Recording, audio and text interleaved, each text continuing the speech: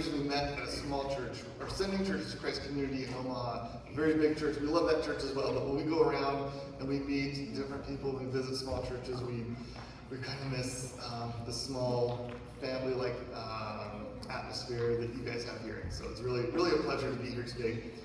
I want to begin with a very special verse in the beginning of the Christian church. This is the very first thing that Peter said when he stood up at the Pentecost.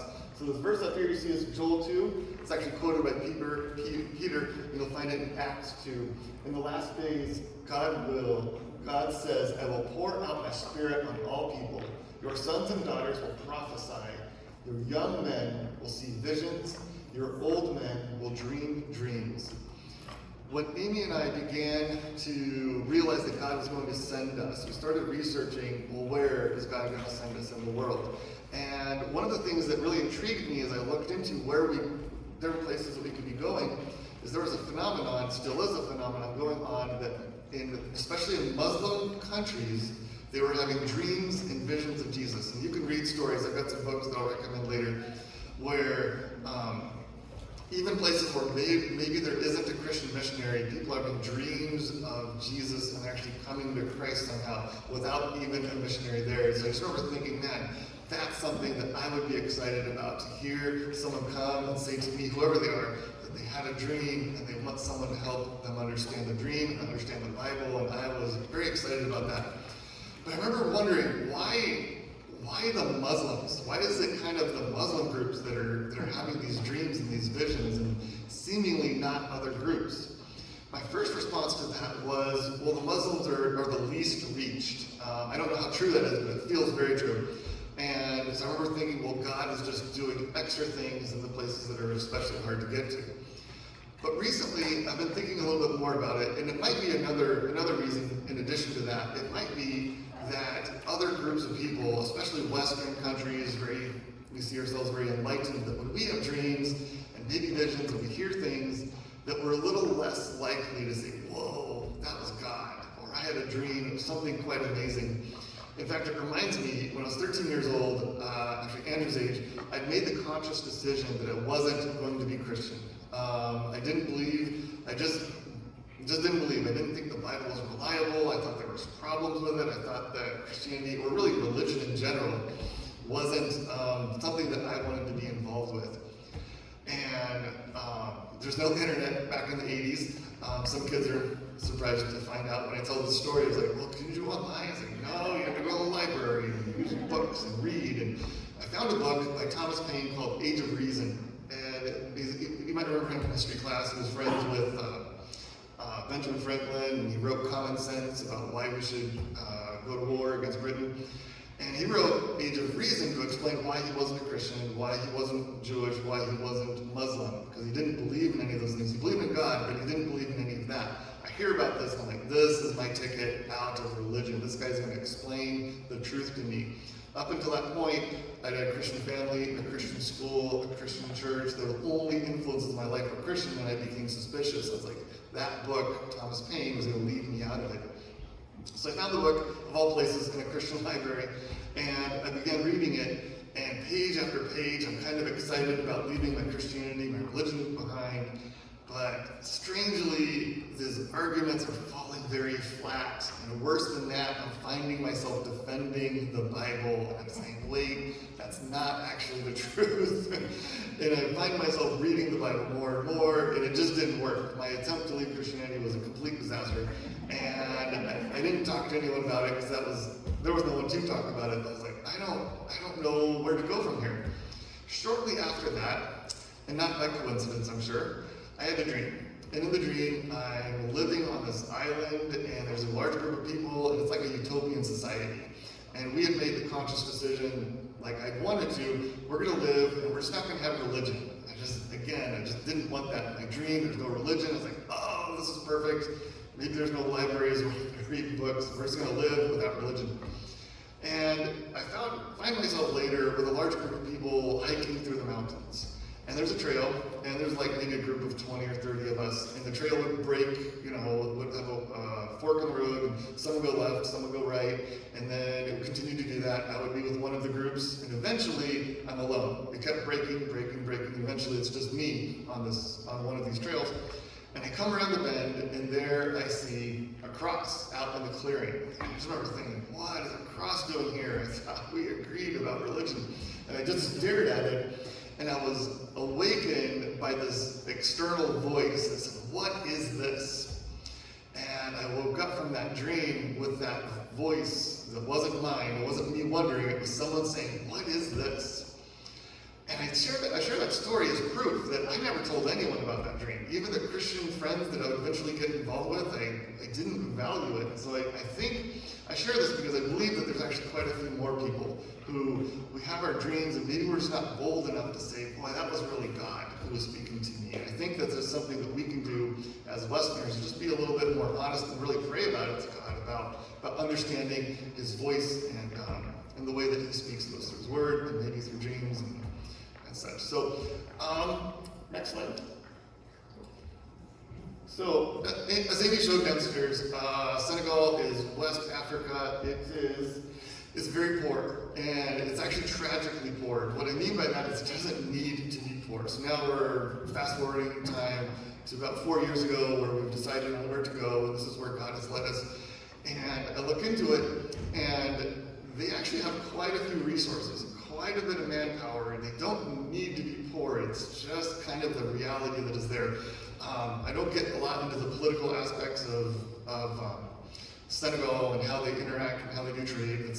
I don't feel like that's my job, but it's really tragic because it doesn't need to be a poor place. They have a lot of great things there. But as you can see, more than 1/3 of them live under the poverty line, and 75% of families suffer from something called chronic poverty. And what that means is, over time, it just is kind of how you live. And now that we've been there, we can come back and tell you what it looks like. Oftentimes, is when you're driving down the road, there are people that just come to the road, and especially where there's traffic, because if you have to slow down, the people come up to your car, and they will try to sell you anything. Like, imagine going to the dollar store and just picking up a bunch of stuff, and you head out to the road, and you knock on windows, and whatever you picked up, that's kind of what you're trying to sell, and their goal is to make enough money for that day. And once they have that, well, now they're done working. So there's really, savings is not kind of a thing to them. They just try to do what they can to eat for that day if they can. So next slide. So a website that you could go to is, that I think is really helpful for missionary understanding of countries of the world, is joshuaproject.net. And it goes into every country and it gives you a lot of information. Senegal here, as Amy mentioned downstairs, 90% Muslim. Half of the people groups that are there actually have zero Christian missionary representation. If any of them were to have dreams or curiosity about God or Christianity, there's no one for them to go to. And even in those people groups, if you live in the city of Dakar is 2 million people, a lot of people, and so it'd be very easy for someone to wonder and really not be able to connect. And I'll get into that a little bit with my online ministry later. So 90% Muslim, less than 5% Christian, and of them, 0.2% would describe themselves as evangelical. And the way I look at that is 0.2% are people that are making a little bit of an active effort to reach people. So it's a tough situation. We're very outnumbered in Senegal. Next slide. Okay, so kind of a more personal picture look at the challenges in Senegal. Senegal really is a peaceful place, and gracious people. We feel very safe there with our kids. Sometimes we let the boys go up the street to buy baguettes or something like that. And it's not like what you hear in the news of maybe other countries in Senegal. It really is a safe place. In spite of the upper right photo, so that actually is a riot that happened several months ago. And what had happened there was a presidential scandal, and people got upset. People don't really trust the government. They don't think the government's taking care of them. So when you have extreme poverty and it leads to distrust in the government, There's probably a lot of valid reasons why they don't trust in the government. When there's a scandal, it's probably going to spike those harsh feelings. And so they took the streets, they burned tires, and threw rocks, and we stayed home. But it really wasn't that bad. The opposition to the president called for not riots, but demonstrations. Let's keep doing this. Let's keep this going. It's not even near an election year, but he was wanting to have demonstrations regularly, like they do in France, if you follow that. But the people said no. So nope, we kind of got what we wanted. They demonstrated and did riots until the president acquiesced. And I'm not going to get into the specifics of the scandal. It doesn't matter. But it shows the tension of the underlying atmosphere there.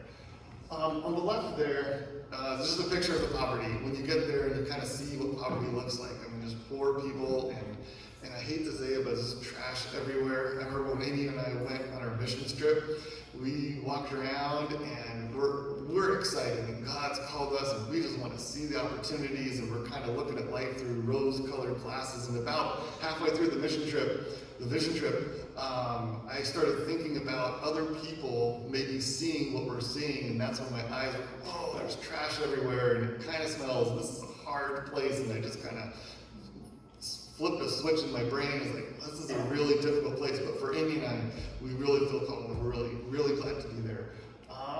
Let's keep going. Next slide. So a little bit of our response to all of these challenges, I kind of found 3 E's: educate, empower, and enlighten. So educate, we're both teachers. She teaches at a Christian school. Like she mentioned downstairs, she has great opportunities to reach not just Christian missionary family, children, but Muslim kids, Hindu kids, and it's really a cool thing that she's able to do there at DA.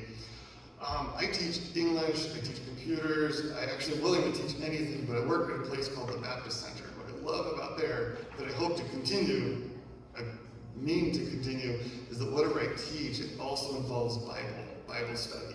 Because this really, I think, is where God changes things. When you look at a resource-rich country like Senegal, it's like, why are you in this situation? I believe it has to do with their treatment or mistreatment of the Bible. And so we're there to try to turn that.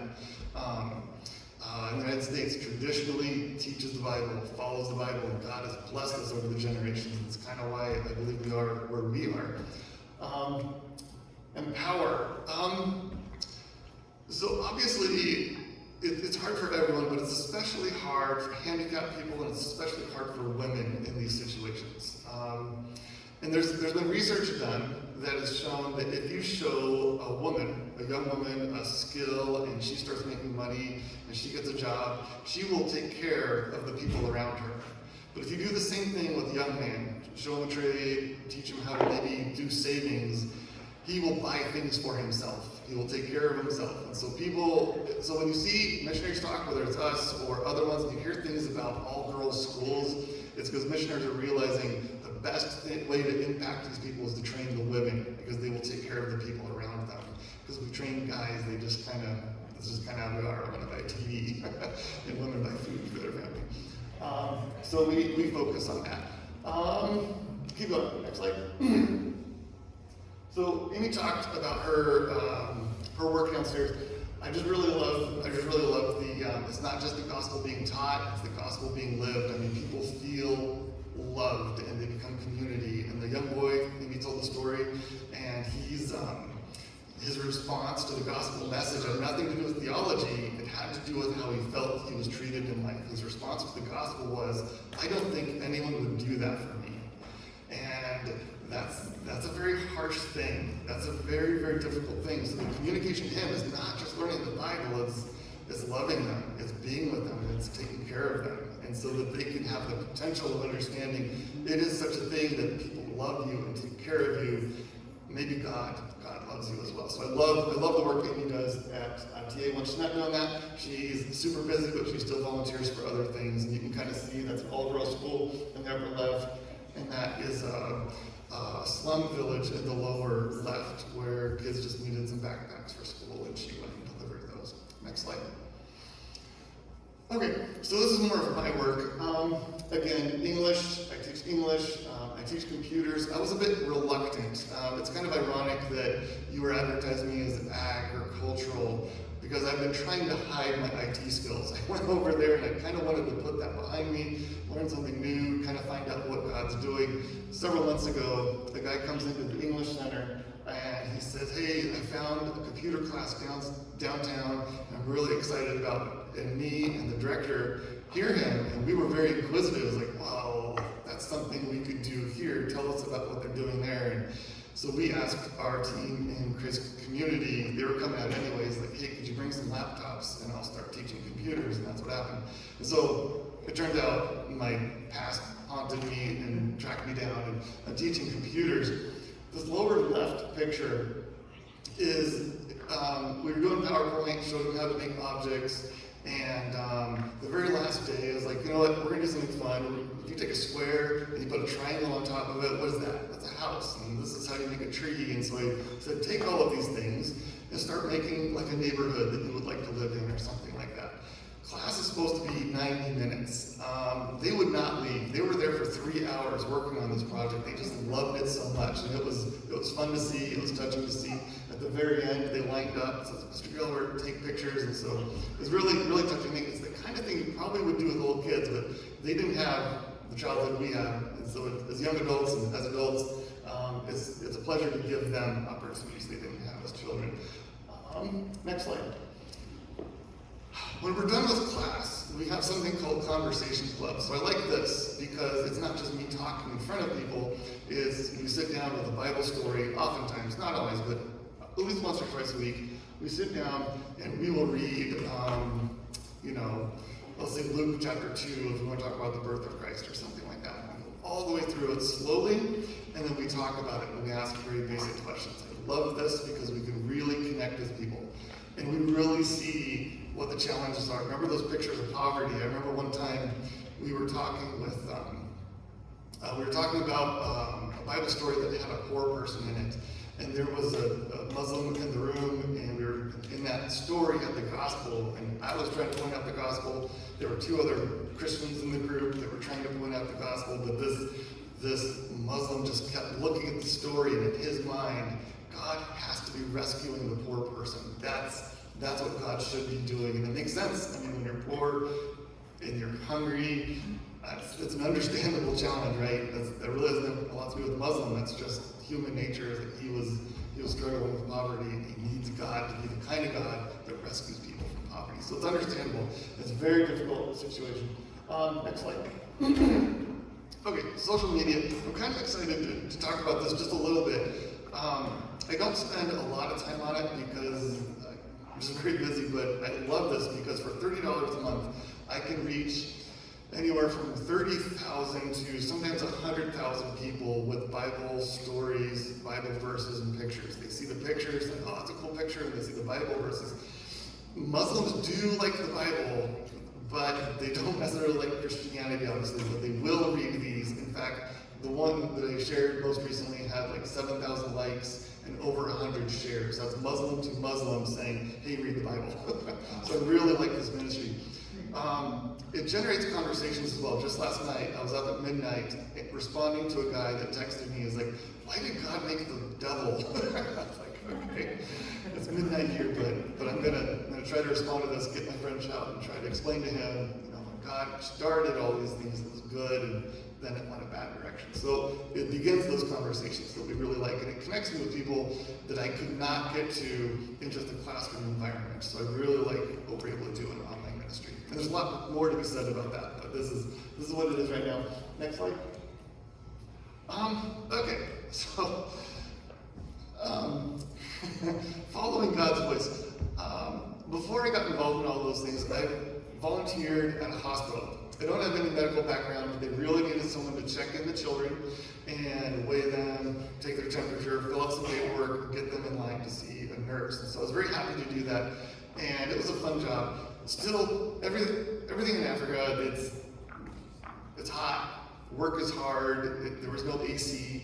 So one particular day, I'm working, and a nurse comes in from another building, and he's like, Michael, we have a visitor here, and I'd like you to show him what you do. And it happens about once a month. Visitors come in and want to see what we're doing. And I said, okay, where is he? And he points, and there's this guy like looking at pictures on the wall. It was a Senegalese guy, and I said, okay, I'm really busy, but when I'm done with this, I'll get with him. I finished what I was doing with that patient, and I look over, and my Senegalese visitor was mysteriously gone. I lost him, like in a minute. He just disappeared. I didn't think too much of it, but sometime later, the head nurse comes out. She's like, it's been a long day. I think it's about time to wrap up. So I clean up, grab my bag, and I head out through the court area. And of course, I see the Senegalese visitor there, and he's talking to some other people. I did not care. I wasn't offended that he didn't come over. It was all fine. I just want to go home, get a taxi, get to the house, turn the AC on, and point it towards me. That's my goal. That's all I want to do. And of course, I hear a voice that says, Michael, you should go talk to those people. I'm an introvert. I do not like talking to people I don't know. I would rather do public speaking than walk up to somebody and say who I am, all this stuff. I kind of let Amy do that. She's an extrovert. She loves doing that. I just kind of let her do it, and I'll speak when the time's ready. So when I hear God, and I'm just going to say this voice that you should go talk to them, I was not happy. Long day, hot day. And I think God's like, no, your day's just starting. And I didn't like that, but I also hate the feeling of regret. I knew that if I get into that taxi and go home, I'm going to sit there and think of nothing else than what did it mean that I heard a voice saying, go talk to those people. So I stopped, I sighed, I turned around, and I approached these three people, and they see me coming, and they spin around, and I greet them in French, and they were startled and shaken and didn't know what to do with me. And they're like, whoa, and I'm like, whoa, this is why I don't talk to new people. My wife's not here to help, I'm sorry, I need her. It turns out they were startled by my French. They didn't have a translator with them. And that Senegalese guy, he wasn't from Senegal. He wasn't from any of the West African countries. He's from a country called Ohio. And so were his friends. You can do the next slide and we'll see I judged the person in the middle as being Senegalese. And I asked him, well, why didn't you come talk to me? And he's like, I heard you speak in French. I thought you were from France. And so here we have two Christian introverts trying to avoid each other. And the angels around just slapping their heads saying, how do you get Christians to speak to each other? So we meet and we talk, and they are missionaries as well, but much different than Amy and I. We joined the CMA, we joined the organization, we do training and learn languages. They buy airline tickets, and they go to China, they go to Indonesia, they go to India, they go all over the place, and now Africa, and they just try to connect with people as best as they can. It was amazing. We walked around for an hour, and after that, I said, hey, it's Monday, it's pasta night. My wife's an extrovert. She loves when I bring random people home for dinner. Why don't you come over for spaghetti? And they're like, oh, we haven't had spaghetti in so long. So they came over, and I said, I need to take a picture because I know I'm going to be telling a story. So I made a lineup, and those are our three mysterious visitors, and I'm just so grateful to listen. So in this story, as we can see, I had a dream that I largely don't talk to people about, and had a voice that I finally listened to. And I share this just because I know I'm not the only one. I know there's other people having dreams and other people hearing God's voice and leading, and whether it's over there or here, I think we just need to be sensitive to that calling. In this conversation, we got to talk about the challenges of how people respond to the gospel message. We can go to the next slide. In Islam, if you don't know, there's three big differences between Christianity and Islam. I was having my hair cut weeks ago, and the lady said, "Oh, well, they're like us too, right? It's very similar." It's like, nope, they're almost diametrically opposed. They don't believe that Jesus was the Son of God, that he was only a prophet. They don't even believe that he was crucified, and if he wasn't crucified, then he couldn't have been resurrected. And so this is like the core of Christianity. It's like the three most important things you need to know about God to be a Christian. So this is a screenshot up here. It's a little bit hard to see, but if you go to Muslim Facebook pages where they try to advertise Islam, you will see that they use the Bible to prove that Islam is true. And so if you look up these verses, and I highlighted one, Luke 24:19. If you actually, we're going to spend some time in that. If you want, you can go ahead and turn to Luke 24. If you turn to it, sure enough, it says Jesus was a prophet, powerful in word and deed before God and all the people. So if you don't know the Bible at all, and then someone tells you this verse, and you're like, well, there you go. For Muslims, that's kind of proven. Think about the work that we do at the Baptist Center. We take a whole chapter, we read the whole chapter. It's kind of, we don't have time to do that today, but I want to take a look at Luke 24 and the challenges that we ran into in Senegal. I just kept feeling like God was bringing me back to Luke 24, and this is spiritual home for me. I don't necessarily talk about favorite verses, but this is a very, very important chapter in my life.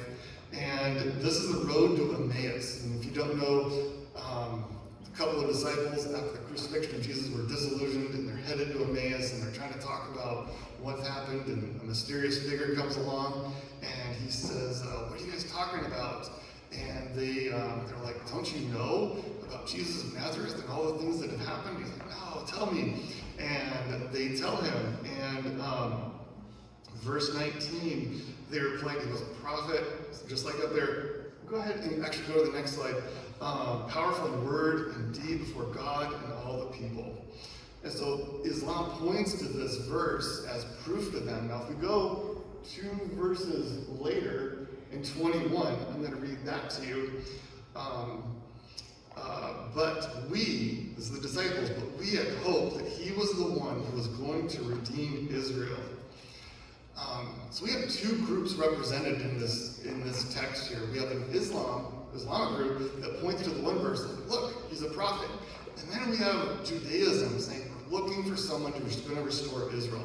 That was their mindset. Just like as I described earlier, the guy that couldn't accept or understand the gospel because poverty was in his way, the Jews at that time had occupation in their way. They were just like, man, God said he's gonna restore Israel. When is that going to happen? It was so important to them that when Jesus came, they couldn't quite recognize him.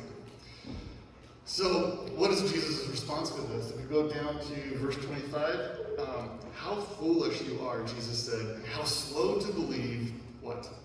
All that the prophets have spoken. Did not the Messiah have to suffer these things and then enter his glory? Our response to Islam or Judaism or anything doesn't need to be an argument, it just needs to be an invitation to read the whole story. And what does Jesus say? He says, read all of it, understand all of it. And that's a hard thing. We need God's help for this. Christians need God's help for this. I want to point out one more thing in the next slide that God has shown me.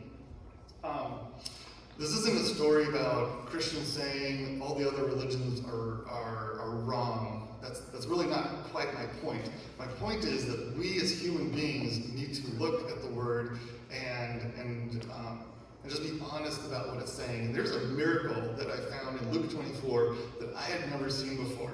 And I've read this hundreds of times. And finally, in verse 45, it hit me. In verse 45, this is the same thing. Jesus is kind of re-explaining to a different set of disciples the prophets, the Psalms, the writings of Moses. And in 45 it says, then he opened their minds so they could understand the scriptures. As someone who sits with Muslims day after day and talking about the Bible day after day, this hit me like a board. It's like, man, I think I'm trying to do this on my own. And what I need is Jesus to open their minds to understand Scripture. And how guilty am I? I've read this hundreds of times and I've never seen this as a miracle. So I'm guilty of it.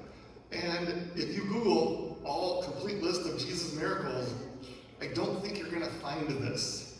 And what does it say about us as a church? And I think my message here is not just what God is doing overseas, but what are we doing individually and as churches to really be honest and really search out. It's just crazy because I sit with those Muslims and we stare at the Bible and the text, and we really, really genuinely get into it regularly, more so than I've ever done in any church. Now with Muslims sitting down and having those conversations. And it's been a blessing to me. And what do we pray for? We pray for this miracle to happen, for God to open up our minds to understand scriptures. Next slide.